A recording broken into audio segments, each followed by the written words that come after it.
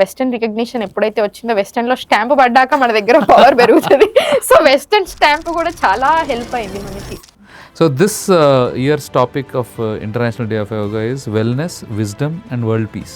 We have seen the world recognizing yoga thanks to International Day of Yoga. We are very, very happy. Nenu chinnappudu probably by my old age, we never had people recognizing us as yogic. From there to what I observe now when I go to other countries, the minute that we go to other countries, hey Pawan, do you do yoga? Ani adutaru. Yoga has become so good. True. And that's what I realized. Kali Yuga is all about advertisement. And we did that by International Day of Yoga. So what is your opinion about it? People have realized the importance of life. అంటే ఒక సెకండ్లో పోవచ్చు అనేది మనందరికీ ఒక స్లిప్పర్ షాట్ and breath importance తెలుసుకున్నారు.